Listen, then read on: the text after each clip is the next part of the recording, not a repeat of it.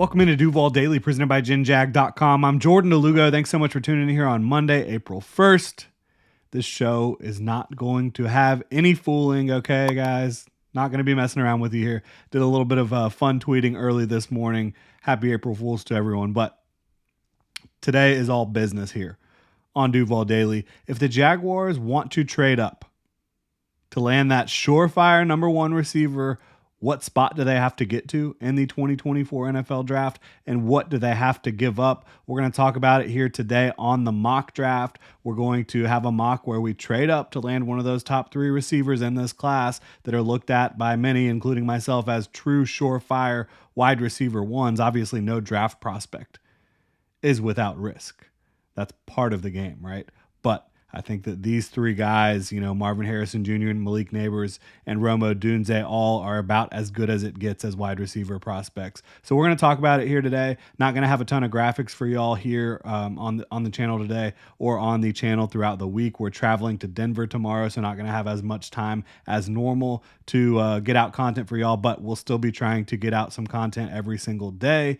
We'll just be doing it remotely. So really appreciate y'all bearing with me. Appreciate you tuning in all the time, supporting the channel. If you want to support the channel further, you can go check out genjag.com/shop, pick up some new Duval gear like the hat I am wearing right now. We just got these in, really excited about them. So you can go check it out, genjag.com/shop. And again, if you enjoy the channel, please like, subscribe, hit that notification bell. So diving into this trade up for a wide receiver scenario for the Jaguars in the 2024 NFL draft, I'm thinking pick number 9 with the Chicago Bears makes sense as a pick that might be where they need to get to land Odunze or Nabers. I still strongly believe Marvin Harrison Jr. is going to be the first wide receiver off the board. Maybe there are some teams out there that have Nabers higher than MHJ. I don't think that's going to be how it plays out. I think he's going to be the first receiver off the board. And so I think you're going to be left with two guys following MHJ being drafted. But I think there will be 4 quarterbacks off the board in the top 5 or 6 picks. I'm thinking the big 3 that people have been talking about for a while. Obviously, I think Caleb Williams and Drake May are in a tier of their own. And then you've got Jaden Daniels. And then you've got J.J. McCarthy, who everybody is having ascend up the draft board. So I think 4 quarterbacks come off. I think MHJ comes off the board. I think the Titans are going to go get a tackle in round 1. That's a team that has addressed wide receiver a lot over the last couple years. Obviously, we know that here in Duval. So I think one of Rome Odunze or Malik Nabers also goes before pick number 9. And then the Falcons at number 8, I don't think they're going to take a wide receiver at this point. They could use a lot on the defensive side of the ball, probably an edge rusher. Maybe you trade with them, though, to ensure that you're sitting in a good spot. But I think getting to 8 or 9 would ensure that you're getting Rome Odunze or Malik Nabers. I think that's where we're at this point, assuming the quarterbacks come off the board the way we expect them to come off. In this situation, I do have the Jags trading up with the Chicago Bears, and I think that makes most sense because they need some more draft capital now. Like, they've made some moves where they have kind of given up a lot of draft capital. Obviously, they still do have their top 2 picks, which are both in the top 10. But beyond that, they only have a 3rd and 4th round pick. So the Bears could be looking to add more draft capital. They say, well, we already got our quarterback. Let's trade down a little bit and pick up more picks, more draft capital so we continue to build out the infrastructure of this football team.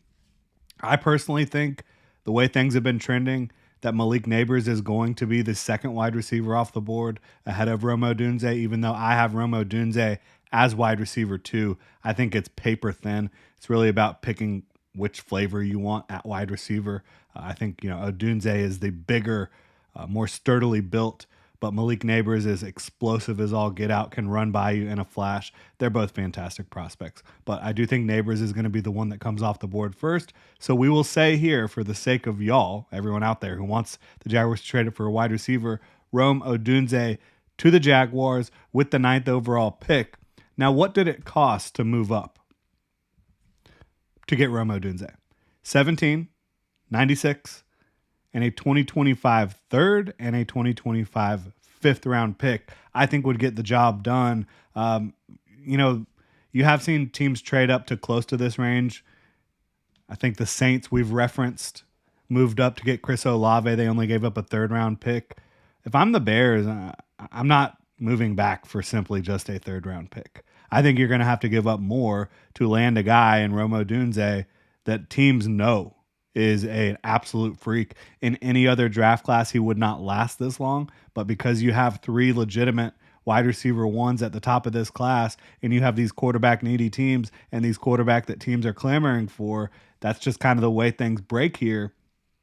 And the Jaguars end up again trading 1796, a 2025 third and a 2025 fifth to move up to 9 with the Chicago Bears to land Rome Odunze. I don't find it likely that this will happen. I don't find it likely that Trent Baalke is going to trade up into the top 10. But again, doing this to show you guys what it could look like if that does end up happening. You never say never. You never know how things are going to play out.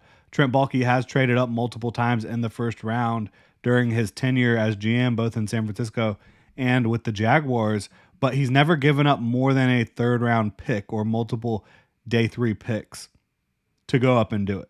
This would be his biggest trade up so far in terms of the draft capital that he is giving up to land Rome Odunze. But Rome Odunze gives you a wide receiver one. It gives Trevor Lawrence that true alpha on the outside. He can move around the formation, but he can certainly play on the outside for you.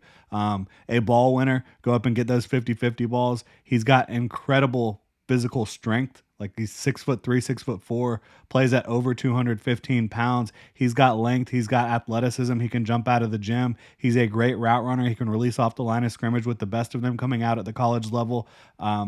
Catches pretty much everything thrown his way. Just would be the perfect fit for the Jaguars and Trevor Lawrence. Now, we have given up quite a bit to go do that. And so we already had given up the third round pick for Calvin Ridley. Fortunately, there was the comp pick you could get rid of to help out with this trade scenario. But now that there's been so much draft capital given up to go get Rome Odunze, I think trying to trade down in the second round also makes a lot of sense for the Jacksonville Jaguars here in this scenario. Looking at the Packers, they have a ton of picks. So maybe you could trade down with them if there's someone they really value here in the middle of the second round and add like an extra fourth round pick. I think that makes sense for both teams. So move down to 58 overall. Also pick up pick 126. 58. Western Michigan edge Marshawn Kneeland. The Jaguars have had a top 30 visit or will have a top 30 visit with Marshawn Kneeland. He's got length. He's got strength. He's very athletic, very nimble, quick. I think that he would be a perfect complement to what you have in Josh Allen and Trayvon Walker and start to really build the type of defensive front that can compete at the highest level. You know, you added Eric Armstead. You're hoping Devon Hamilton's back at full strength. Adding Marshawn Kneeland to be your third edge rusher, that bumps Trevis Gibson down the depth chart a little bit. And now you have a really strong group of pass rushers, in my opinion, that could get the job done at a high level. At 114 overall, the Jaguars still have these 2 fourth-round picks plus the one they acquired from the Green Bay Packers. I think South Dakota State interior offensive lineman Mason McCormick would make a ton of sense for them. You know, Cooper Hodges is a guy that a lot of Jags fans are excited about for the future. You know, Brandon Sheriff, I don't think he's going to be playing for too much longer. I think he might have a year or two left in him. But Mason McCormick is the type that's super athletic. He's a mauler. He's an ass kicker. He can play guard or center. And I think he would be a perfect culture fit and team fit, scheme fit for the Jaguars here to come in and be a swing guy early on, compete with Cooper Hodges, and all honestly probably beat out Cooper Hodges, and then be a future starter for you at guard. Potentially at center. You know, Mitch Morris, he's coming in on a 2-year deal. He's no spring chicken either, so I think Mason McCormick gives you some flexibility there. He did practice some center, some snapping at Shrine Bowl. So that would be interesting for sure. At 116, we have not addressed the cornerback position yet, which most people feel is the Jaguars' biggest need. I think it is a big need, but you do have 2 guys that you feel comfortable starting. You also have in the slot, you have Darnell Savage, who's going to be their starting slot at this point based on what Doug Peterson said. But here is a spot where I feel like with 2 picks at the end of the 4th round or middle to the end of the 4th round here, the Jaguars could address cornerback. They could double dip. This is a great spot for it, in my opinion, based on the way this draft is shaping up.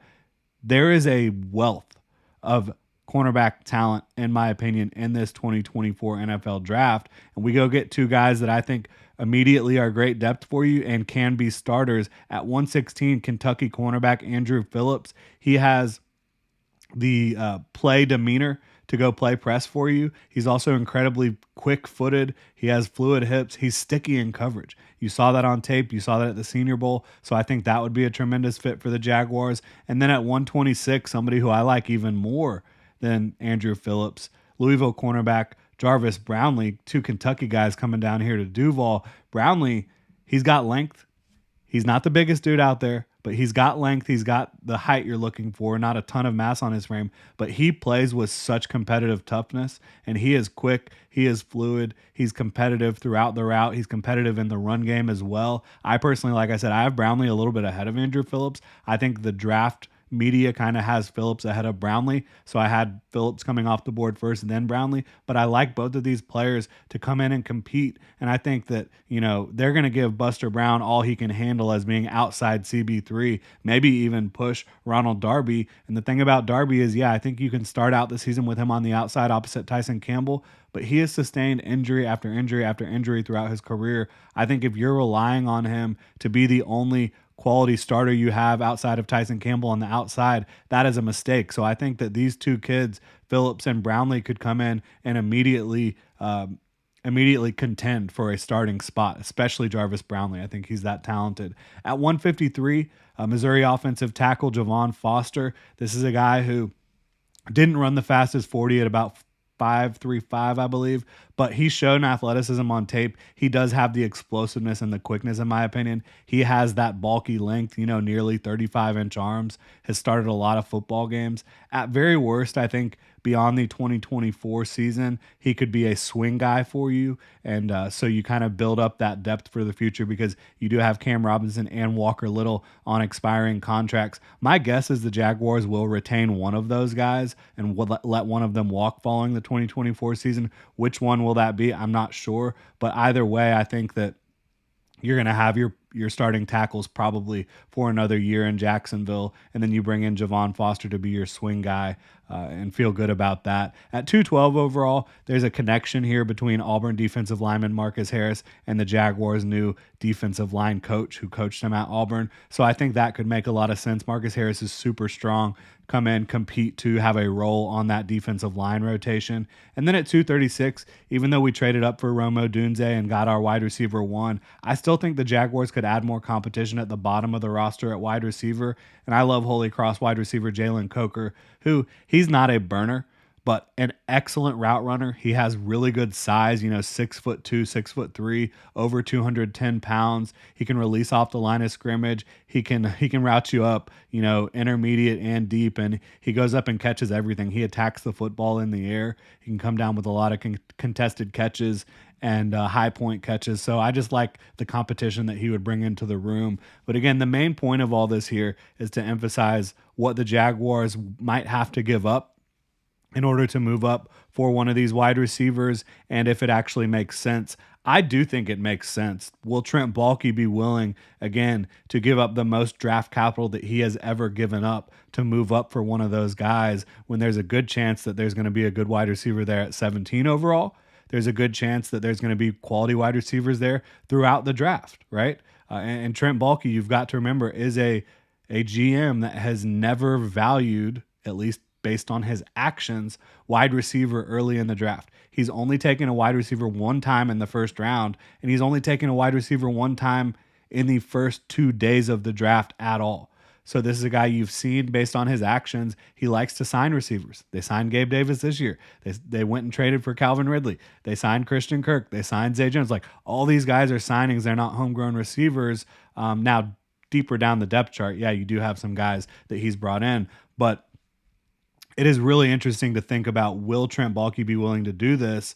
I'd be a fan of the move, even if it's probably not what I would personally do if I had the keys to this Jaguars draft. I would in no way be against doing it, because landing a Neighbors or Odunze, and in this case Odunze, it gives Trevor Lawrence that true wide receiver one that he needs. And with some further maneuvering, trading down in the second round, you can still land a really nice class here that doesn't lack any depth and address needs at spots that make sense. You're not reaching at all, right? So I would love it. I would love to know what you guys think. Drop a comment in the comment section below. You can also hit me up on Twitter at Jordan DeLugo. You can also check out ginjag.com/shop. Pick up some new Duval gear, again, like the hat I'm wearing right now that we just dropped on the website. Really, really appreciate y'all tuning in. Have a good one.